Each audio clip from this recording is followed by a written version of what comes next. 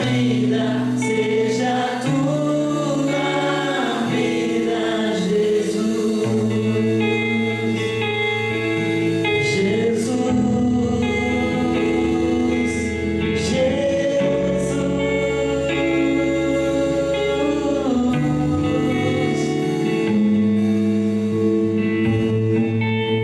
Uma chance igual a esta, talvez eu não tenha.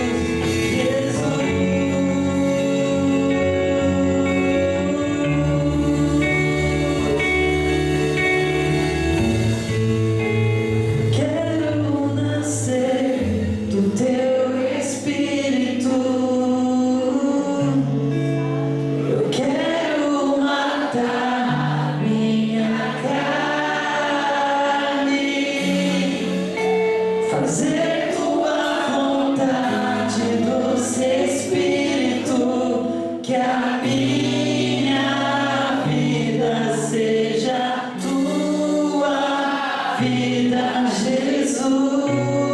Eu quero nascer do teu Espírito. Eu quero matar minha carne, fazer tua vontade, doce Espírito, que a minha vida seja tua vida, Jesus. Dê uma salva de palmas, Jesus.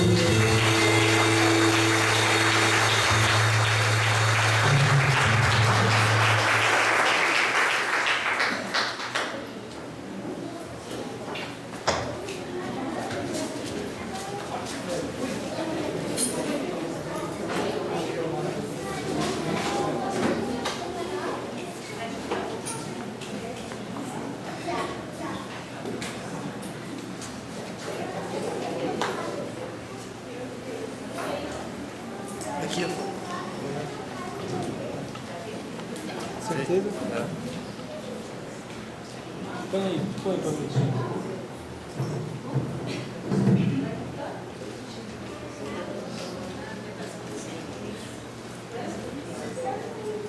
Ih, Glória a Deus, aleluia. Livro de Josué.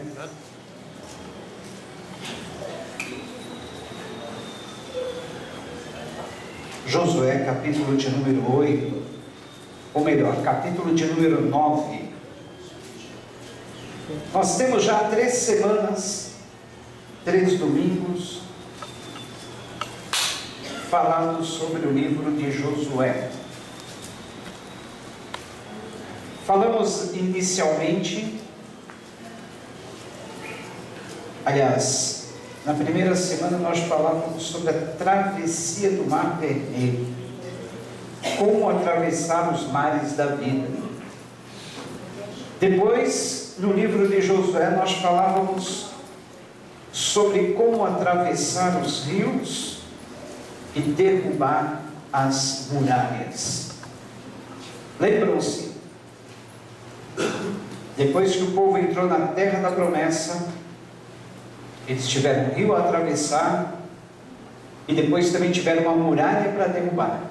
E eles atravessaram o rio, derrubaram a muralha. Agora eles já estão dentro da terra da promessa. E dentro da terra da promessa, eles conseguem vitórias contra os inimigos. Eles conseguiram vitórias contra a cidade de Jericó. Depois da derrubada das muralhas, lutaram contra os exércitos de Jericó e venceram. Venceram o exército da cidade de Ai.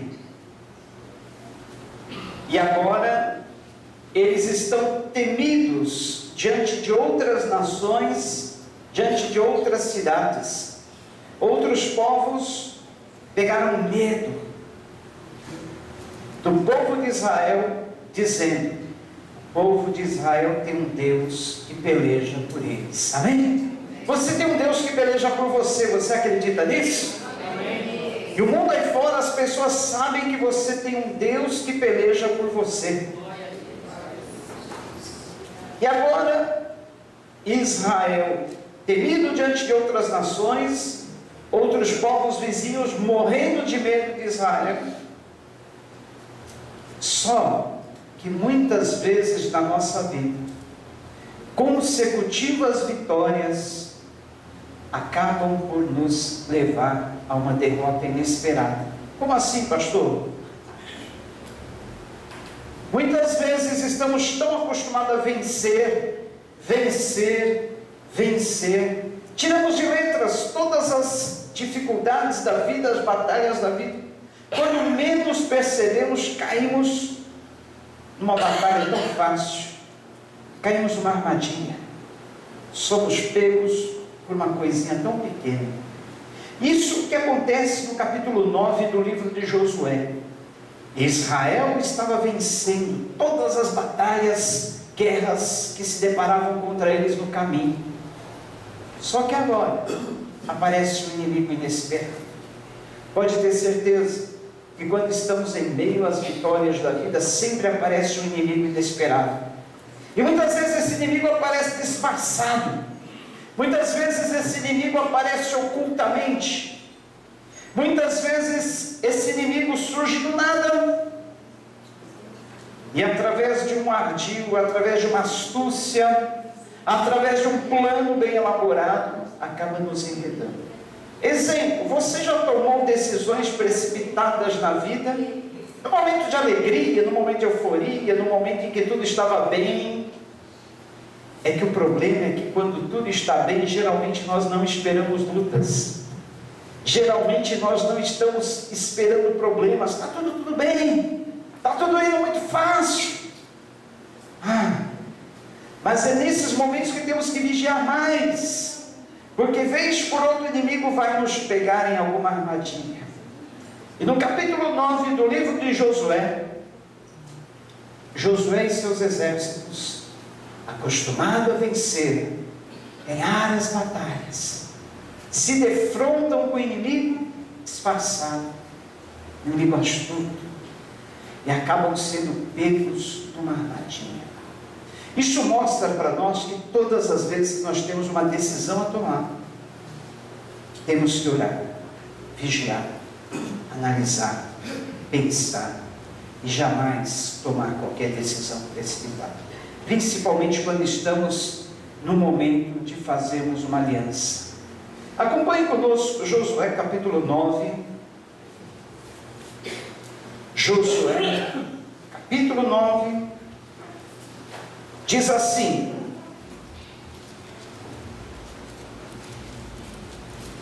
todos acharam aí na Bíblia, Josué capítulo 9.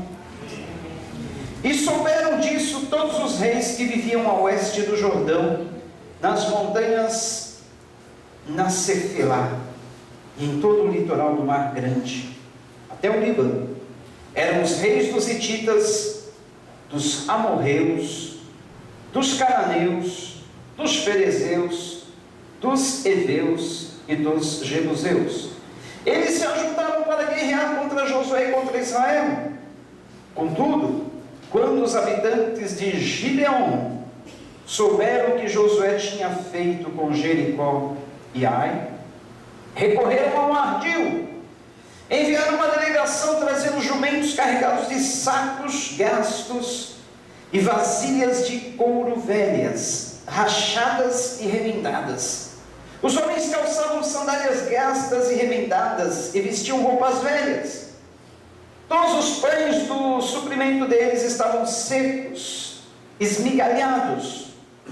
Foram a Josué no acampamento de Gilgal e disseram a ele e aos homens de Israel: vimos de uma terra distante, queremos que façam um acordo conosco.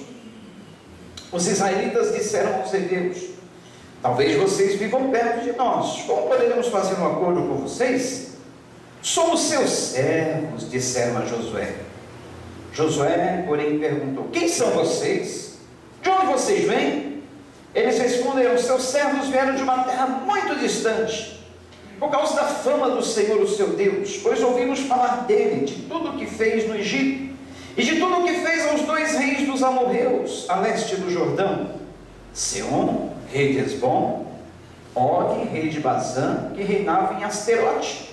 E os nossos líderes e todos os habitantes da nossa terra nos disseram: juntem provisões para a viagem, vão encontrar-se com eles e digam-lhes: somos seus servos, façam um acordo conosco. Esse nosso pão estava quente quando embrulhamos em casa no dia em que saímos de viagem para cá, mas vejam como agora está seco e esmigalhado. Essas vasilhas de couro que enchemos de vinho eram novas, mas agora estão rachadas, e as nossas roupas e sandálias estão gastas por causa da longa viagem. Os israelitas examinaram as provisões dos heveus, mas não consultaram o Senhor. Então Josué fez um acordo de paz com eles, garantindo-lhes poupar a vida. Os líderes da comunidade o confirmaram com juramento. 3 dias depois de fazerem um acordo com os gibeonitas, Os israelitas souberam que eram vizinhos e que viviam perto deles. Por isso partiram de viagem. 3 dias depois chegaram às cidades dos heveus, que eram Gibeon, Quefira, Berote, Kiriat Jearim. Mas não os atacaram, porque os líderes da comunidade lhes haviam feito um juramento em nome do Senhor Deus de Israel. Toda a comunidade, porém, queixou-se contra os líderes, que lhes responderam: fizemos a ele o nosso juramento em nome do Senhor, o Deus de Israel, por isso não podemos tocar neles. Todavia nós os trataremos assim. Vamos deixá-los viver, para que não caia sobre nós a ira divina, por quebrarmos o juramento que lhes fizemos. E acrescentaram: eles ficarão vivos, mas serão lenhadores, carregadores de água para toda a comunidade. E assim se manteve a promessa dos líderes. Então Josué convocou os gibeonitas e disse: por que vocês nos enganaram, dizendo que viviam muito longe de nós, quando na verdade vivem perto? Agora vocês estão debaixo de maldição. Nunca deixem de ser escravos, rachando lenha e carregando água para toda a casa de Deus. Eles responderam a Josué: os meus servos ficaram sabendo como o Senhor, o seu Deus, ordenou que o seu servo Moisés lhe desse toda essa terra e que eliminasse todos os seus habitantes da presença de vocês. Tivemos medo do que poderia acontecer conosco por causa de vocês. Por isso agimos assim. Estamos agora nas suas mãos. Faça conosco o que lhes parecer bom e justo. Josué então os protegeu e não permitiu que os matassem.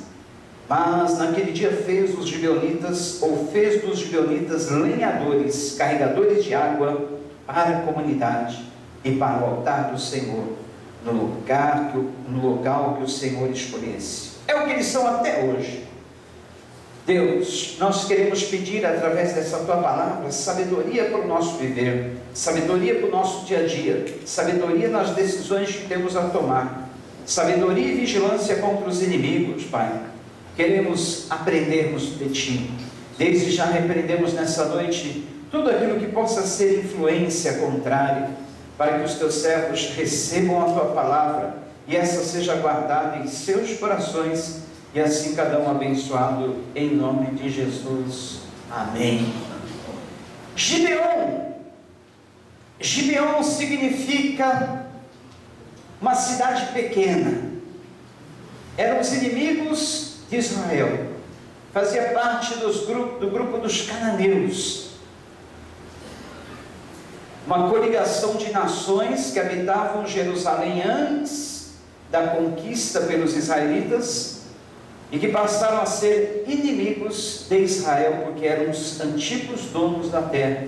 E Deus mandou que Israel exterminasse todos os seus inimigos, que não deixasse um. Sabe por quê? Porque se Israel deixasse algum inimigo morando naquelas cidades que eles deveriam ocupar, eles poderiam ser enlaçados pela companhia deles, principalmente na questão dos casamentos mistos. Deus determinou que Israel não se misturasse com outras nações, que eles não contraíssem casamentos com povos de outras nações, porque poderia levá-los à idolatria. Exemplo disso, Salomão, o homem mais sábio da Bíblia. Ele era muito sábio, muito inteligente, só que ele contraiu casamento com mulheres estranhas, casamento à base de negócios políticos, acordos políticos. E o que aconteceu na vida de Salomão? Ele passou a adorar outros deuses, os deuses que suas mulheres concubinas adoravam. Olha só, se até o homem mais sábio da Bíblia caiu nesse pecado, que diriam os outros? Então Deus, sabendo da tendência humana, disse: olha, eliminem todos os povos da terra, não deixe ninguém ficar vivo, porque se ficar algum povo vivo, vocês vão acabar se misturando com eles e vão acabar se contaminando. E os povos que habitavam naquelas cidades pegaram medo de Israel. Os povos de Gibeon eram deles, e eles pensaram: e agora? O que vamos fazer contra Israel? Eles vêm contra nós. Eles já derrotaram o povo da cidade de Jericó, já derrotaram os de Ai, Todos os que estão contra eles no caminho, eles derrotam. E agora? O que eles vão fazer contra nós? Aí tiveram essa estratégia. Olha, vamos dizer que nós viemos de longe, que nós não somos seus vizinhos, e que nós estamos procurando refúgio. Pegaram roupas rasgadas, calçados, sandálias velhas, pães embolorados e sacos rotos, onde guardavam esses pães. E chegaram ali, o pessoal de Josué disseram: olha, nós vimos uma terra muito longe. Quando nós saímos de lá, esses pães ainda eram frescos. E agora, vejam como estão. As nossas roupas eram inteiras, olha como elas estão. Os nossos calçados. Nós viemos de longe. Queremos que vocês nos deem abrigo, refúgio. A Bíblia diz que Josué e seus homens não consultaram a Deus, simplesmente foram fazer um acordo com eles, dizendo: olha, vocês podem ficar na nossa terra, vocês podem ficar aqui, ninguém vai mexer com vocês, nós fazemos esta aliança com vocês. Queridos, quantas e quantas vezes nós tomamos decisões, nós fazemos alianças sem consultarmos a Deus, não perguntamos a Deus: Senhor, é da sua vontade. Ou às vezes tomamos uma decisão precipitada, sem consultar a Deus, não sabendo que lá na frente aquilo vai trazer consequências para a nossa vida. E geralmente são as pequenas decisões que nós tomamos que acabam trazendo consequências sérias, consequências desastrosas, trazendo grande destruição. Israel não imaginava, Josué e seus homens não imaginavam que eles estavam fazendo uma aliança com o inimigo. Quantas e quantas vezes nós fazemos aliança com o inimigo, pensando que é um amigo? Quantas e quantas vezes fazemos acordo com o inimigo, grande inimigo, pensando que é uma coisinha sem importância? Mas é preciso nós tomarmos cuidado, vigiarmos, porque é nas pequenas coisas que geralmente nós caímos. Salomão, ao compor o livro de Cantares, ele falou sobre as raposinhas que invadem as plantações de uva. E ele, numa alusão ao amor de Sulamita, ele diz: olha, minha querida, minha doce, amada Sulamita, tomemos cuidado com as raposinhas, porque as nossas vinhas estão em flor, mas há um perigo. Nessas vinhas em flor pode entrar alguma raposinha. E sabe o que Salomão estava querendo dizer? Que as raposinhas, elas entram numa plantação de uva, elas não vão devorando todas as uvas que elas encontram no caminho. Se ela devorasse um cacho inteiro, outro cacho, tudo bem, porque pelo menos comendo uma meia dúzia de cachos de uva, ela está satisfeita, não é verdade? Ou então, se ela entrasse devastando uma parte da plantação, fazendo estrago, e deixando outra parte sem mexer, tudo bem. Mas sabe como que é a ação da raposinha no meio de uma plantação de uva?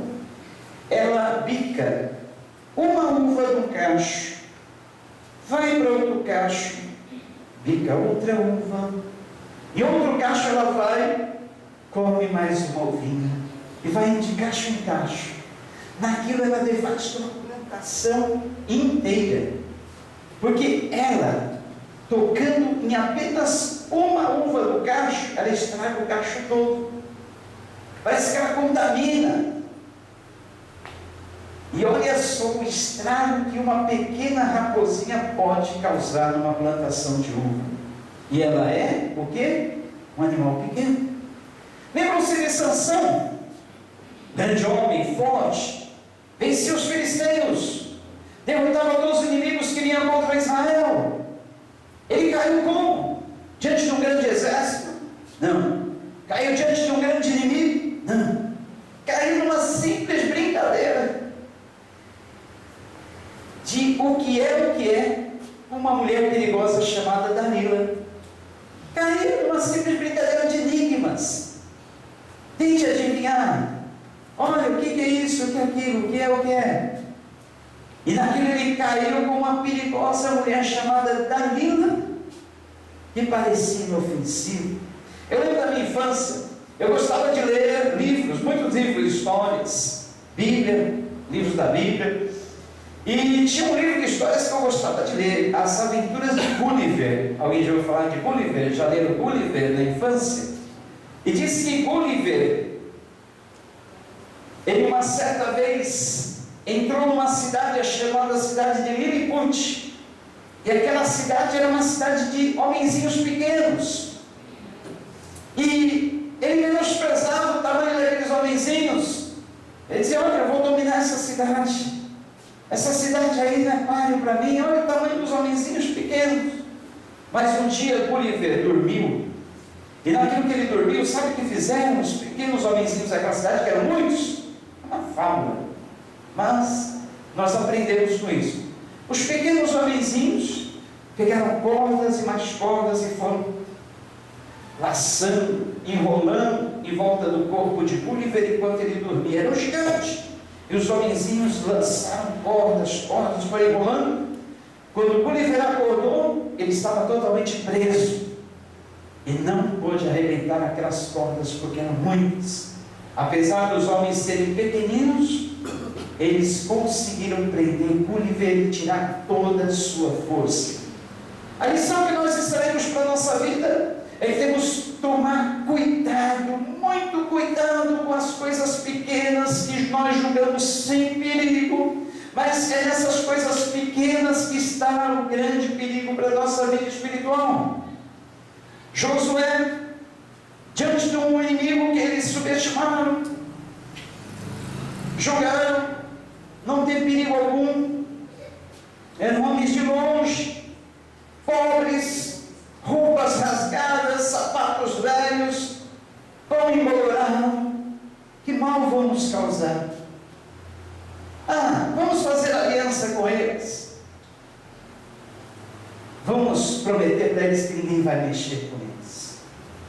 Em pouco tempo eles descobriram que aqueles homens eram de Gibeão, eram vizinhos deles, eram cananeus, moravam ali na terra, e agora eles não podiam expulsar dali, porque eles haviam feito um acordo com eles. Cuidado! Primeira carta aos Coríntios, capítulo 6, diz que nós não devemos nos prender a um jugo desigual. O que é jugo desigual, pastor? Jugo desigual. Sabe aquele instrumento que é colocado nas costas de um boi para ele arar a terra? Geralmente é colocado nas costas de 2 bois ou 2 jumentos. Só que os 2 bois ou os 2 jumentos, 2 animais de carga, tem que ser do mesmo tamanho, o mesmo porte físico, porque se forem diferentes, um não vai aguentar a caminhada, acompanhar a caminhada com o outro. Talvez o arado vai pender mais para um lado e menos para o outro.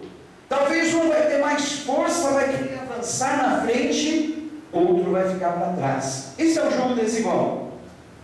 Paulo, trazendo uma comparação para a nossa vida espiritual, ele diz assim: não vos prendais a um jugo desigual como os infiéis, porque que comunhão tem a luz com as trevas? Que comunhão? Que comunhão há entre Cristo e Satanás? Entre as coisas de Deus e as coisas do mal. Esse jugo desigual que Paulo fala pode ser no casamento. Cuidado, jovens, quando forem escolher a sua companheira, o seu companheiro, escolha pessoas da fé, da mesma fé que você. Porque muitos pensam assim: mas se eu escolher uma pessoa que não é cristã, depois eu vou ganhá-la, vou convertê-la, essa pessoa vai me acompanhar na igreja. 80% a 90% dos casos, a pessoa não se converte. E aí depois gera o quê? Um quer ir para a igreja, outro quer ficar em casa. Em casa um quer ouvir louvor, músicas bem morais. Um quer assistir uma programação decente na TV, outro quer aprender para aquelas programações que não convêm. E aí há o que? Um desacordo. Não há comunhão entre luz e trevas. É impossível haver uma liga. Isso vai causar o que? Futuramente uma separação. Outro exemplo de jogo desigual. Nos negócios. Eu vou fazer uma sociedade. Eu vou abrir um negócio. Só que o meu sócio não é cristão. Ele é ímpio. Será que vai dar certo, pastor? Nem me pergunte se vai dar certo, porque de cara a Bíblia diz que não dá certo. Que é para nós fugirmos do jugo desigual. Não há como unir luz e trevas. Ou é luz, ou é trevas. Não é verdade? Então, o que aconteceu com os israelitas? Fizeram um acordo, uma aliança com os gibeonitas. O que acontece numa aliança? Tudo se torna comum. Se eu tenho uma aliança com alguém, o que é meu é daquela pessoa. No casamento não é assim? Que é um e de outro. E numa aliança comercial, eu faço negócio com aquela pessoa faz negócio comigo. Eu aceito aquela empresa me aceita. Uma aliança política. Os inimigos daquela nação são meus inimigos. Os meus inimigos são inimigos daquela nação. Josué estava declarando para os gibeonitas o seguinte: olha, quem vier contra vocês, vem contra a gente. A partir de hoje nós vamos proteger vocês. E tanto é que eles enfrentaram uma grande batalha logo depois, em seguida, para proteger os gibeonitas. Mas o interessante é que mesmo os gibeonitas, tendo armado esse ardil, tendo criado toda essa estratégia, Deus levou em conta. Por quê? Por causa da aliança que Josué fez. Sabia, mesmo quando uma aliança é feita com bases erradas, Deus respeita aquela aliança e quer que nós respeitemos aquela aliança. Por exemplo, eu casei, mas foi uma aliança feita por mim. Deus não estava no negócio. Mas a partir do momento que você casou, aí Deus passa a aprovar aquela aliança. Não foi a vontade dele, mas ele aprova, faz questão de aprovar. Agora vocês fizeram essa aliança, vão ter que ser fiéis até o fim. É uma aliança que Deus respeita. E olha o que aconteceu com os gibeonitas. 400 anos depois, Saul fez guerra contra eles. Eles estavam morando nos territórios de Israel. Saul falou: olha, não vou dar beleza mais para esses caras não. Esses caras tinham que sair daqui da terra. Eles estão aqui, o lugar deles não é aqui. Deus deu essa terra para nós. Vamos guerrear e vamos matar eles. Saul não levou em conta a aliança que Josué havia feito com aquele povo 400 anos antes. E Deus não gostou. Sabe o que Deus fez? Ele enviou uma fome na terra de Israel que durou 3 anos. 3 anos. Muitas vezes uma nação sofre, não sabe por quê. Pecado, desobediência, coisas que Deus não aprova. E Deus, não aprovando a atitude de Saul, mandou uma fome sobre a terra de Israel, dizendo. Aí Davi ficou preocupado: mas por que essa fome? Que eu saiba, nós não fizemos nada que desagradasse ao Senhor. Por que isso? Aí Deus respondeu que foi por causa da aliança quebrada com os gibeonitas. Aí Davi consulta os gibeonitas e diz: e aí, o que nós podemos fazer por vocês? Já que Saul matou muita gente de vocês, quebrou a aliança que Josué havia feito com vocês, e agora? Os gibeonitas disseram: vida por vida. Tem 7 homens na família de Saul, fica tudo bem. Assim foi feito. E quebrou-se aquela maldição. Mas o que eu quero dizer? Por causa de um acordo mal feito lá atrás, agora o povo de Israel sofria. Haviam feito uma aliança, um acordo, sem consultar a Deus. E agora o inimigo estava instalado dentro da casa, dentro do território de Israel. Queridos, é nas mínimas coisas, nas coisinhas pequenas que vem a derrota para a nossa vida espiritual. Tem nada demais. É uma programaçãozinha besta na TV. Não vai me afetar. É um sitezinho bobo de imagens. Não vai me afetar. É uma pequena conversinha tola, não vai fazer mal para mim. Não é assim que a gente fala? Isso não vai me afetar. É um amigozinho bobo. Mas é nessas pequenas coisas que nós somos pegos, e o inimigo se instala dentro da nossa casa, dentro da nossa vida, dentro do nosso território, e nós já não podemos mais expulsá-los. Mas nessa noite o Senhor te diz que é tempo de você tomar uma atitude na vida e dizer assim: eu não vou mais fazer aliança com o inimigo, não vou mais deixar o inimigo na minha casa, não vou mais permitir o inimigo na minha vida, porque ele não vai mais roubar as minhas forças, ele não vai mais minar as minhas energias.